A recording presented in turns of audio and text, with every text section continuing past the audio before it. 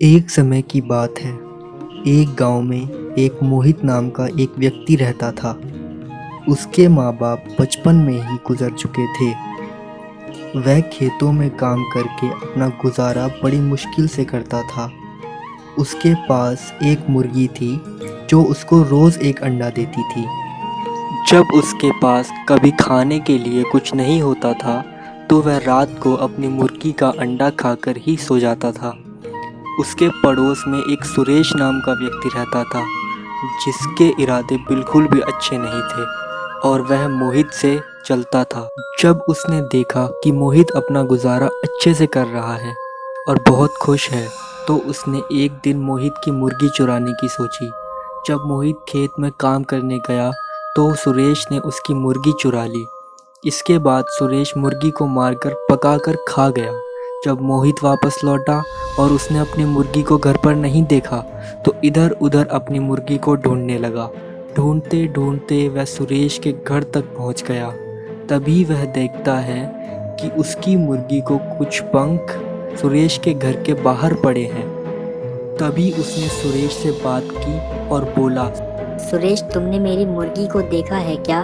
उसके पंख मैंने तुम्हारे घर के बाहर देखे हैं। तो सुरेश ने कहा कि मेरा कुत्ता एक मुर्गी को पकड़कर लाया तो था, तो मैंने उसको पकाकर खा लिया।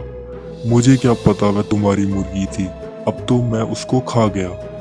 मोहित ने सुरेश से बोला कि वह इसकी शिकायत गांव के सरपंच से करेगा।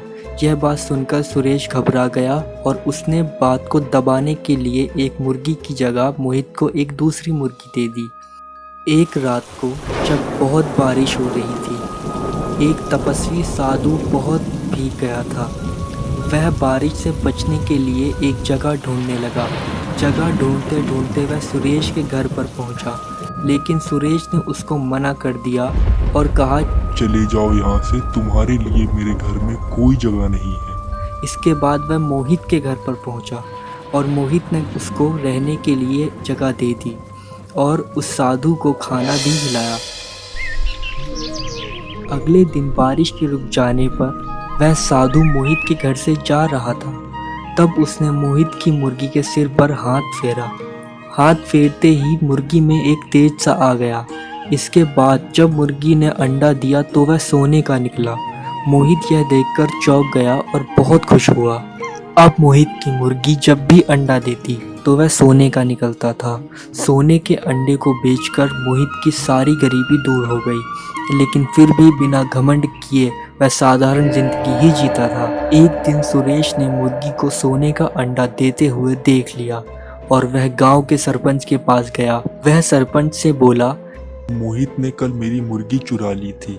जब सरपंच ने मोहित से पूछा तो उसने सारी बात बताई कि किस तरह सुरेश ने ही उसको मुर्गी दी थी। सरपंच ने कहा, मैं कल इसका फैसला करूंगा कि मुर्गी किसको मिलेगी। अभी यह मुर्गी मैं अपने पास रखूंगा। जब तक फैसला नहीं हो जाता तब तक कोई इस मुर्गी को हाथ नहीं लगाएगा। मुर्गी ने रोज की तरह सरपंच के घर में भी सोने का अंडा दिया।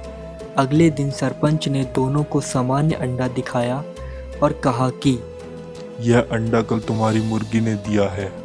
मोहित ने सरपंच को सच बताया कि उसकी मुर्गी सोने का अंडा देती थी, जबकि सुरेश ने कहा कि उसकी मुर्गी सामान्य अंडा देती है।